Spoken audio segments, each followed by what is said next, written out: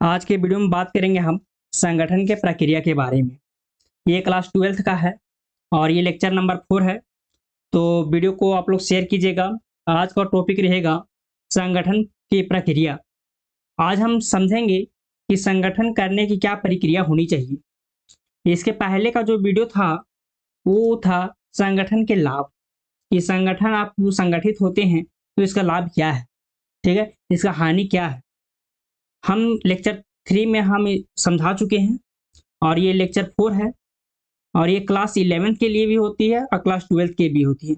और अगर आप बीकॉम करते हैं तो बीकॉम में आपका सेमेस्टर 3rd सेकेंड के लिए भी इम्पोर्टेंट होती है। तो वीडियो को आप लोग शेयर कीजिएगा, ठीक है। और हम पूरा बिजनेस स्टडीज का कोर्स होगा वो टोटल हम यूट्यूब चैनल पर हम अपलोड कर देंगे, ठीक है। तो पहले जानिए कि संगठन प्रक्रिया क्या होती है, ठीक है। संगठन प्रक्रिया, तो संगठन प्रक्रिया एक व्यवस्थित तरीका है जिसके माध्यम से एक साझा लक्ष्य प्राप्त करने के लिए मिलकर काम करते हैं, ठीक है। मतलब कि बोला है मिलकर काम करते हैं, मतलब कोई भी काम करने के लिए क्या होता है कि एकजुट होना पड़ता है। मान लीजिए कि मोती है, अगर देखिए मोती है सो बिखरा हुआ मोती है, ठीक है। अब ये तो मोती आकार है, लेकिन मोती को हम अगर माला में कन्वर्ट करना चाहते हैं तो माला कन्वर्ट कैसे होगा? एक एक दाना को उसमें पिरोना पड़ेगा, तब क्या होगा? माला का निर्माण होगा। उसी तरह से आप व्यवसाय कर रहे हैं या राजनीतिक फील्ड में है या कोई भी आप फील्ड में है, उस फील्ड में अगर आप लोगों को इकट्ठा करना चाहते हैं, क्योंकि मान लीजिए आपके पास कोई भी बिजनेस है, उस बिजनेस में क्या होता है कि अलग अलग डिपार्टमेंट होती है और सभी अलग अलग डिपार्टमेंट का जो भी एम्प्लॉय होती है वो अलग अलग तरीके से बिहेव करती है। तो हमको जो मैनेजमेंट होता है, मैनेजमेंट करता, वो क्या करता है कि सभी एम्प्लॉय को एकजुट करना चाहता है, ठीक है। तो इसी तरह से आप जिस जिस प्रकार से आप माला को आकार दे सकते हैं मोती, अलग अलग मोती से, उसी प्रकार से आप अपने व्यवसाय को बढ़ाने के लिए आप संगठित कर सकते हैं, ठीक है। बोला है यह प्रक्रिया विभिन्न चरणों में विभाजित होती है, ठीक है, अलग अलग चरण में विभाजित होती है जो एक दूसरे से जुड़े हुए और एक दूसरे को प्रभावित भी करते हैं, ठीक है। पहला क्या है? लक्ष्य निर्धारण। पहला बोला है लक्ष्य का निर्धारण करना। कोई भी संगठन को एक लक्ष्य होता है, उस लक्ष्य को प्राप्त करने के लिए संगठित होती है, ठीक है। मान लीजिए अगर अभी के समय क्या है, अब मान लीजिए आपका कोई भी बिजनेस है, मान लीजिए पीके कंपनी है आपका, ठीक है। उस कंपनी में बहुत सारे एम्प्लॉय काम कर रहे हैं और आपका एम है कि जो अगला जो आपका जो कंपनी जो कंप्यूटर है उससे आगे बढ़ना है। उससे आगे बढ़ने के लिए आप क्या कीजिएगा, जो मैनेजमेंट का काम करेगा वो करेगा कि जितना भी कंपनी का एम्प्लॉय है उन सभी कंपनी को एक लक्ष्य निर्धारित करेगा कि उस कंपनी से हमको आगे बढ़ना है, तो उसी के अकॉर्डिंग से काम करेगा, ठीक है। बोला है संगठन प्रक्रिया का पहला चरण लक्ष्य निर्धारण करना होता है। जो कभी भी कोई भी संगठन का एक लक्ष्य होता है, लक्ष्य का निर्धारण करना पहला चरण होता है। इस चरण में संगठन के सदस्य मिलकर यह तय करते हैं कि वे क्या हासिल करना चाहते हैं, ठीक है। आप लक्ष्य बता दीजिएगा, आप कैसे हासिल करना है, प्लानिंग कीजिएगा। बुरा है लक्ष्य स्पष्ट, मापने योग्य, प्राप्त करने योग्य या प्रासंगिक और समयबद्ध होने चाहिए। कि ऐसा भी लक्ष्य निर्धारित मत कर दीजिए कि जो अचीवमेंट ना हो सके। ऐसा लक्ष्य होनी चाहिए जो लोगों को स्पष्ट दिखाई दे, ठीक है। स्पष्ट दिखाई देने का तात्पर्य होता है कि वो जल्द से जल्द अचीवमेंट हो सके, ठीक है। दूसरा बोला है योजना बनाना। कोई भी काम करने से पहले होता है कि योजना बनाया जाता है। बिना योजना के कोई भी कार्य सफल नहीं होती है। आप मान लीजिए आप पढ़ाई कर रहे हैं, पढ़ाई करने के लिए योजना बनाते हैं कि हम मान लीजिए अगर टाइम टेबल बनाते हैं, टाइम टेबल बनाते हैं तो टाइम टेबल के अनुसार से आप जब स्टडी कीजिएगा तो आपका रिजल्ट है सो अच्छा आएगा। और वही जो दूसरा स्टूडेंट है वो बिना टाइम टेबल से है, उसका रिजल्ट देखिए और आपका रिजल्ट देखिए, इससे पता चल जाएगा कि योजना बनाना कितना इंपॉर्टेंट है। ठीक है, कोई भी काम करने से पहले योजना को बनाइए और योजना को इस प्रकार से बनाइए, उसको आप लिखित रूप में कीजिए। मान लीजिए आपके मम्मी या पापा अगर मार्केट से सामान को खरीदने के लिए भेजते हैं, तो आप क्या करते हैं कि मान लीजिए सब्जी का नाम बता दिया गया है, 4-5 सब्जी के, आप अगर मार्केट जाते हैं, उस मार्केट से आप है सो जिस सामान को आपको लाना था वो सामान नहीं लाए, दूसरा सामान ले आए। मतलब कि आपके पास जो था वो लिखित रूप में नहीं थी। तो लिखित रूप में जब तक नहीं होगा तब तक आप सिस्टमेटिक ढंग से आप निर्णय नहीं ले पाइएगा। तो निर्णय लेने के लिए आप लोग क्या होगा कि एक टाइम टेबल के अनुसार से इंडेक्स बनाएंगे, उस इंडेक्स के तहत ही आप कार्य को कीजिएगा, तो सफल की ओर अग्रसर होगी। बोला है जब लक्ष्य निर्धारित हो जाती है तो अगला चरण होता है योजना बनाना। और इस योजना में संगठन के जो सदस्य होती है, बोला है संगठन के जो सदस्य यह तय करते हैं कि अपने लक्ष्य को कैसे प्राप्त करेंगे। ठीक है, योजना में रणनीति, ठीक है, रणनीति, कार्य, समय सीमा और जिम्मेदारियां का विवरण शामिल होती है। उसको रणनीति बनाने दीजिए, प्लानिंग करने दीजिए। वो प्लान जब तक नहीं करेगा तब तो उस जो दिए हैं लक्ष्य जो निर्धारण हुआ है, उस लक्ष्य को प्राप्त करने के लिए क्या रणनीति बनाएगा। मान लीजिए अगला कंपनी से होगा, अगर हमको आगे बढ़ना है तो उस कंपनी से हमको देखना पड़ेगा कि वो रणनीति क्या बना रहा है। और रणनीति कभी भी कोई लीक नहीं करता है।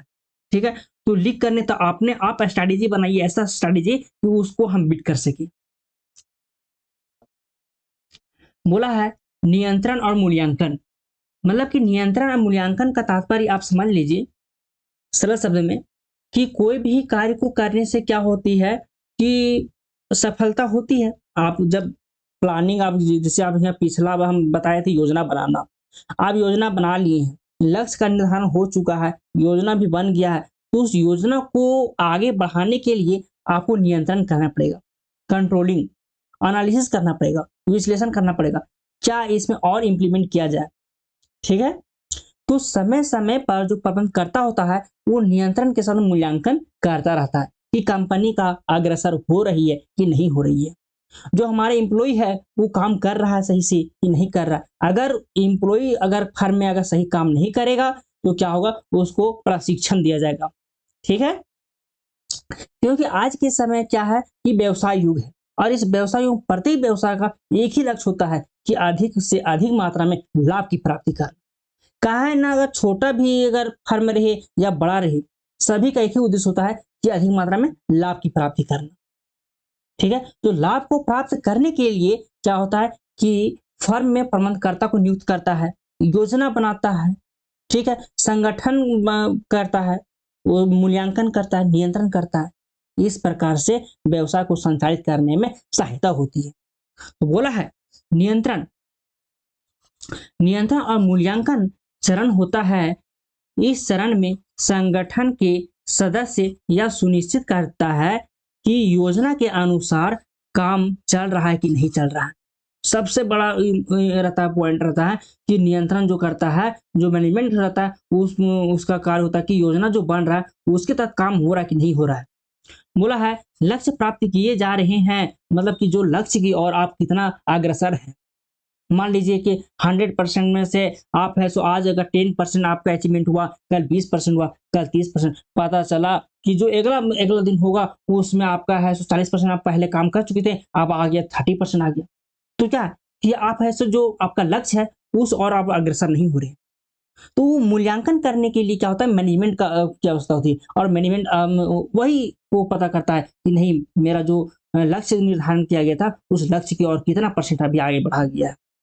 ठीक है, इसमें प्रगति की समीक्षा करना और समस्याओं का पहचान करना और आवश्यकता समायोजन करना शामिल भी होती है। बोला है प्रतिक्रिया और सुधार। ठीक है, अब प्रतिक्रिया और सुधार का तात्पर्य क्या होता है कि अंतिम चरण प्रतिक्रिया और सुधार है, मतलब अंतिम है। इस चरण में संगठन की बोला है संगठन के सदस्य संगठन प्रक्रिया के सभी पहलू का मूल्यांकन करते हैं।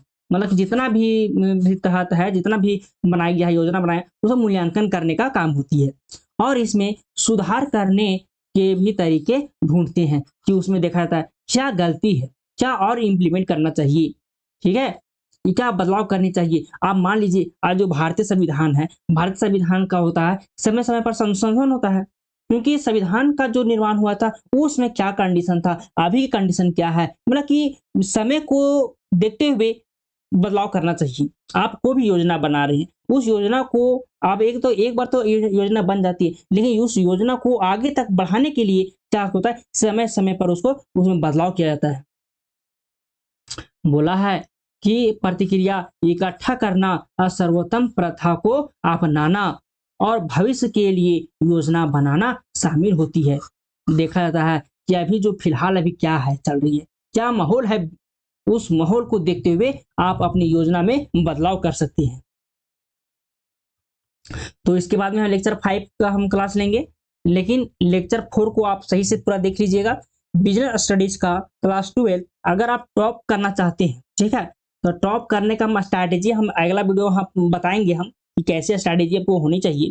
क्योंकि बिजनेस स्टडीज में अगर आपका 95 से अगर 99 तक अगर आता है आपका नंबर, तो समझ लीजिए कि आप अच्छा कैटेगरी में आप गिनती होइएगा। तो इसमें आने के लिए आपको क्या करना पड़ेगा कि प्रॉपर नोट्स बनाना पड़ेगा। ठीक है, अगर का हम रिजल्ट देखें तो किसी का भी बिजनेस स्टडीज में देख रहे हैं, किसी का 70 है, किसी का 80 है, किसी का 60 है, तो क्या है बता रहा है, नंबर नहीं आ रहा बिजनेस स्टडीज। तो बिजनेस स्टडीज में अच्छा नंबर लाने के लिए आप लोग को मेहनत करना पड़ेगा। और मेहनत अभी क्या है कि आपके पास जो बुक स्टडी करते हैं, उसमें जो भी है होता है किताबी लैंग्वेज है, अपना लैंग्वेज है नहीं। और हम जो पीपीटी बनाए हैं वो क्या है कि अपना जो नोट्स हम जब पढ़े थे जिस समय, उस समय का जो नोट्स हम उसको हम प्रॉपर इसमें टाइपिंग किए। ठीक है, तो वीडियो को ज्यादा शेयर कीजिए अपने दोस्तों के साथ में। आप लोग जितना सपोर्ट कीजिएगा हम हमको उतना मोटिवेट होंगे और हम बिजनेस स्टडीज का हम रहे या ईटीपी रहे, ऑल सब्जेक्ट को हम है सो कंप्लीट करवा देंगे। थ्योरी पोर्शन पूरा कंप्लीट कराएंगे, लेकिन अभी हम अकाउंट्स का भी हम स्टार्ट कर रहे हैं। ठीक है, क्लास 12 का। और अगर इसके साथ में अगर आप जूम ऐप पर अगर क्लास लेना चाहते हैं तो अभी हम 7 बजे का हम क्लास चल रहा है अभी।